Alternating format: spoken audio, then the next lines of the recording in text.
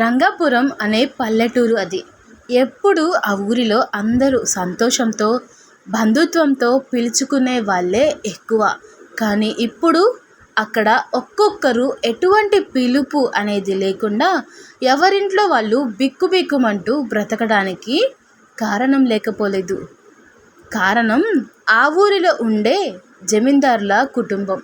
ఎప్పుడూ చుట్టుపక్కల జనాల క్షేమ సమాచారాలు తెలుసుకొని ప్రజల్ని తన కన్న బిడ్డల్లాగా చూసుకునే జమీందారు కుటుంబం ఇప్పుడు ప్రాణాలతో లేదు. ఆ ఇంటిని ఎప్పుడు ఒక దేవాలయంగా చూసే ఆ జనం ఇప్పుడు దాన్ని చూస్తేనే వణికిపోతున్నారు. ఎందుకంటే జమీందారు కోడలు కడుపుతో ఉన్నప్పుడు అగ్ని ప్రమాదంలో ఇల్లు మొత్తం కాలి బూడిదైపోయింది. అప్పటి నుంచి అటువైపు వెళ్ళినా కడుపుతో ఉన్న ఏ ఆడపిల్ల కూడా ప్రాణాలతో తిరిగి వచ్చేది కాదు. జమీందార్ గారు ఉన్నప్పుడు ఊరిలో ఎవరైనా కడుపుతో ఉంటే ఆయనే స్వయంగా వచ్చి తన బాగోగులు చూసుకొని తనకి బిడ్డ పుట్టేదాకా తన బాధ్యతని ఆయనే చూసుకునేవాళ్ళు. అలాంటి కుటుంబం ఇప్పుడు కడుపుతో ఉన్న ఏ ఆడపిల్లని కూడా బ్రతకనివ్వటం లేదు. కడుపుతో ఉంటే సంబరాలు చేసుకునే రోజుల నుంచి ఎక్కడ కడుపు వస్తే ప్రాణం పోతుందో అని పెళ్లి చేయగానే ఊరు దాటించి వారికి బిడ్డ పుట్టిన తర్వాత ఊరిలోకి తెచ్చే రోజులు వచ్చేశాయి. ఒకరోజు గీత రంగాపురం రావడానికి నిర్ణయించుకుంది. కారణం తాను తల్లిని కాబోతున్నాను అని గుడ్ న్యూస్ వాళ్ళ అమ్మకి చెప్పటానికి ఫోన్ తీసుకోబోతుంది. కానీ ఇంతలోనే ఆ ఊర్లో జరిగే ప్రతి విషయం గురించి అమ్మ తనతో చెప్పటం గుర్తొచ్చి ఆగి, అమ్మో వద్దు, ఇప్పుడు ఫోన్ చేసి చెప్తే అమ్మ రానివ్వదు. వాళ్ళు పల్లెటూరి వాళ్ళు, కొంచెం మూఢనమ్మకాలు ఎక్కువ ఉన్నవాళ్ళు. దెయ్యాలు భూతాలు అంటూ లేనిపోని అపోహలు ఎక్కువ చేసుకుంటారు. ఈ రోజుల్లో దెయ్యాలు అనేవి ఉంటాయా? వీళ్ళ పిచ్చి కానీ ఎప్పటికి మార్పు వస్తుందో ఏంటో అని తన భర్తకి కాల్ చేసి తాను కడుపుతో ఉన్న విషయం వాళ్ళ అమ్మకి చెప్పాలి అంటూ పర్మిషన్ తీసుకుంది. తను ఓకే చెప్పడంతో ఎంతో హ్యాపీగా ఫీల్ అయింది. ఇంకా లేట్ చేయకుండా తన బ్యాగ్ ప్యాక్ చేసుకొని ఊరికి బయలుదేరింది. బస్ ఎక్కిన దగ్గర నుంచి ఎప్పుడు అమ్మ దగ్గరికి వెళ్దామా, ఎప్పుడు తనకి గుడ్ న్యూస్ చెప్పాలా అని చాలా ఆతృత పడుతూ ఉంటుంది.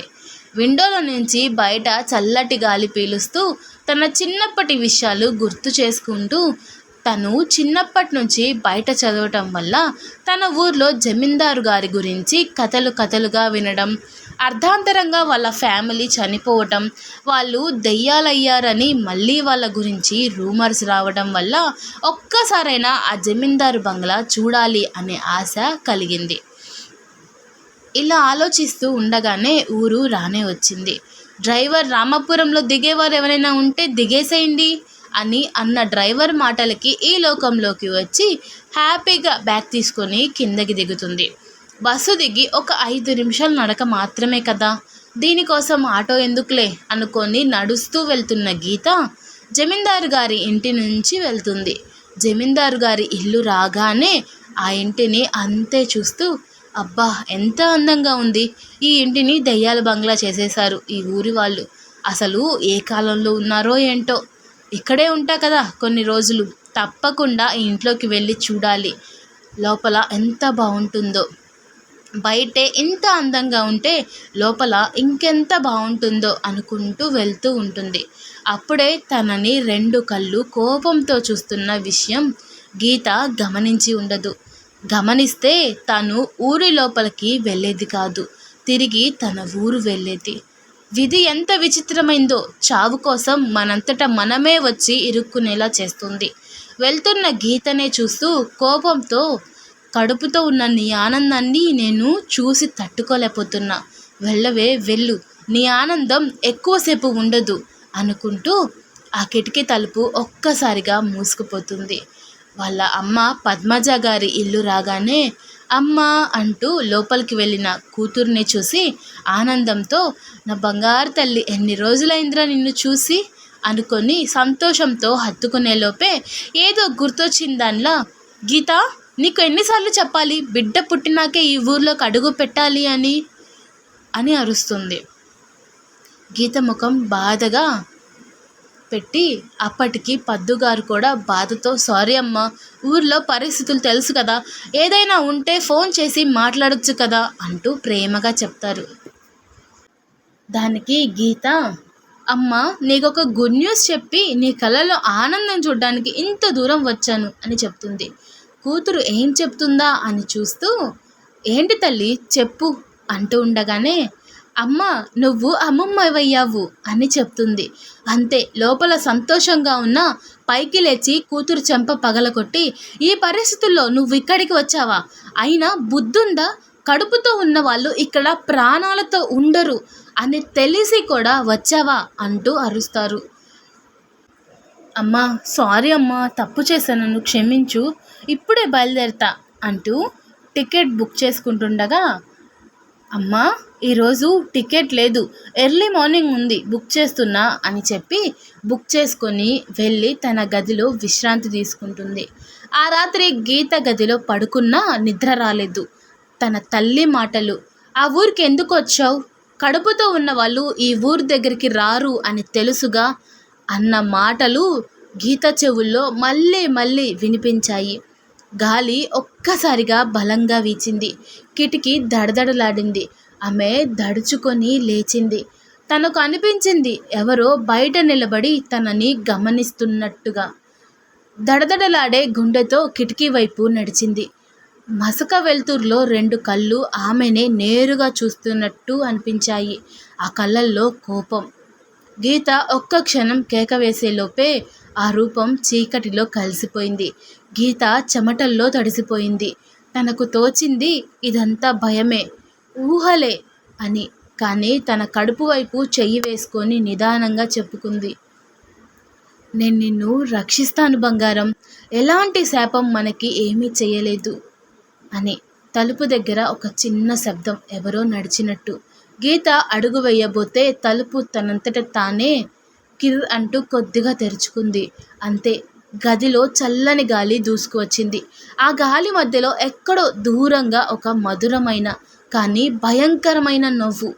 నీ ఆనందం ఎక్కువ రోజులు నిలబడదు అంటున్న మాటలు వినిపించి ఒక్కసారిగా లేచి కూర్చొని, ఇదంతా కళ అంటూ పట్టిన చెమటల్ని తుడుచుకుంది. ఇంకా నిద్రకి ఉపక్రమించే టైంకి తననే చూస్తూ, ఇది కళ కాదు గీత, ఇది నిజం, నీ మరణం తథ్యం అని అక్కడి నుంచి వెళ్ళిపోయి బంగ్లాలో ప్రత్యక్షమయ్యి, రేపు నీ ప్రయాణాన్ని ఎలా అయినా ఆపుతా అంటూ నవ్వుతుంది. ఉదయం లేవగానే ఫోన్ చూసుకున్న గీత ఒక్కసారిగా షాక్ అవుతుంది. తన టికెట్ క్యాన్సిల్ అవ్వటం చూసి, ఎప్పుడూ ఇలా అవ్వదు, ఇప్పుడెందుకు ఇలా అవుతుంది, బహుశా అమ్మ చెప్పింది నిజమా అంటూ ఆలోచిస్తూ, చిచి నేను కూడా వీళ్ళలా ఆలోచిస్తే ఎలా అంటూ లేచి బయటకు వెళ్తుంది. గీత తల్లి ఉదయాన్నే బయట పనులకు వెళ్ళింది. ఆమె మాత్రం ఆలోచనలతో మునిగిపోయింది. ఆ కళ్ళు నిజంగా ఉన్నాయా, లేక నా భ్రమ? అమ్మ ఎప్పుడూ చెప్తూ ఉండేది జమీందారు గారి బంగ్లా దగ్గర దెయ్యం ఉందని. ఆ ఆలోచనతో తాను భయపడ్డా కూడా ఒక్కసారిగా మనసులో జిజ్ఞాస పెరిగింది. నిజమేంటో చూడాలి, ఒక్కసారి వెళ్ళి చూస్తే నా భయం పోతుంది అని. సాయంత్రం మసకబారుతున్న కాంతిలో గీత మెల్లగా బంగ్లా వైపు నడిచింది. గోడలపై ముళ్ళ చెట్లు పెరిగి ఉన్నాయి. కిటికీలో పగుళ్ళు, లోపల చీకటి గజిబిజిగా అలుముకుంది. తలుపు దడదడలాడింది. ఎవరో లోపల నుంచి పిలిచినట్టుగా అనిపించింది. గర్భిణి అయిన జిజ్ఞాస భయాన్ని మించిపోయింది. లోపలికి అడుగు పెట్టగానే గీతకు ఒక్కసారిగా పొగవాసన తగిలింది. గోడల మీద అగ్నిమంటలు బొమ్మల వలె ప్రతిబింబాలు కదిలాయి. ఒక మూలలో కడుపుతో ఉన్న ఒక ఆడదాని ఆకారం. ఆమె ముఖం పూర్తిగా కాలిపోయి ఉంది. కళ్ళల్లో ఎర్రటి మంటలు మెరుస్తున్నాయి. నీ గర్భంలో పెరుగుతున్న శ్వాస అది నాదే అని ఆ దెయ్యం కేకవేసింది. గీత పారిపోవాలని ప్రయత్నించింది, కానీ తలుపులు మూసుకుపోయాయి. ప్లీజ్ నన్నేం చేయొద్దు, నేను తల్లిని కాబోతున్నాను అంటూ ఏడుస్తోంది. నువ్వు తల్లివి కాబోతున్నావనే కదా నీ ఆనందం, దాన్ని అస్సలు ఉండనివ్వను అంటూ గీత మీదకి రాబోతుంది. అంతలో గీత కన్ను ఒక చిత్రపటం వైపు పడుతుంది. అంటే బంగ్లాలో హత్యలు చేసేది జమీందార్ గారి కోడలు కాదా? నువ్వా? అంటూ ఉండగానే అవును, నేనే చంపేది. కానీ నిందలు మాత్రం ఇంటి కోడలివి అంటూ గట్టి గట్టిగా నవ్వుతూ గీత దగ్గరికి అమాంతం వస్తుంది. ఆ దయ్యం ఒక్కసారిగా ఆమెపై దూకింది. గీత గుండెల్లో చలికి బదులు మంటలు పాకాయి. ఆమె కడుపు వైపు దయ్యం చేతులు విరుచుకుపడ్డాయి. అంతే, గదంతా గీత కేకలతో మారుమ్రోగిపోయింది. బయట ఉన్నవారు విన్నప్పటికీ లోపలికి రావటానికి ఎవ్వరూ ధైర్యం చేయలేకపోయారు. ఉదయం అయ్యేసరికి బంగ్లా తలుపు ముందు గీత శవం కనపడింది. ఆమె కడుపు లోపల చిన్న ప్రాణం కూడా లేకుండా. పాపం గీత ప్రాణం పోగొట్టుకుంది.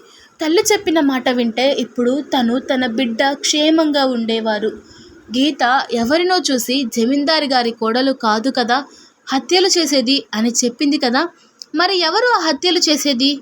నిజంగా అక్కడ దెయ్యమే ఉందా అని గీత కూడా నమ్మింది. మరి ఆ దెయ్యం ఎవరబ్బా? అబ్బా, థింక్ చేసి చేసి తల పగిలిపోతుందిరా దేవుడా. నైట్ నిద్రపోయినా కూడా ఇవే కలలు నన్ను వెంటాడుతూనే ఉన్నాయి. అంటే ఇప్పుడు ఆ దెయ్యం దృష్టి నా మీద పడిందా ఏంటి కొంపతీసి? అబ్బా, జోక్ చేసాలే. అయినా ఒక దెయ్యానికి ఇంకో దెయ్యం కనబడడం ఏంటి వింత కాకపోతే? నా దగ్గరికి వస్తే మా సబ్స్క్రైబర్స్ దగ్గరికి పంపుతాలే. ఎలా ఉందో స్టోరీ కామెంట్లో చెప్పకపోతే ఖచ్చితంగా దెయ్యాన్ని మీ ఇంటికి పంపించేస్తా. ఏమనుకుంటున్నారో? ఈ గాయత్రి అంటే ఆషామాషి కాదు. తప్పకుండా లైక్ చేయండి, షేర్ చేయండి, కామెంట్ చేయండి. లేదంటే ఈరోజు నైట్ దెయ్యం కోసం రెడీగా ఉండండి. మరి నెక్స్ట్ పార్ట్లో ఏమవుతుందో తెలుసుకోవాలని ఉందా? అయితే సబ్స్క్రైబ్ బటన్ ప్రెస్ చేయండి. మన ఫ్యామిలీలో భాగం అవ్వండి. Thanks for watching.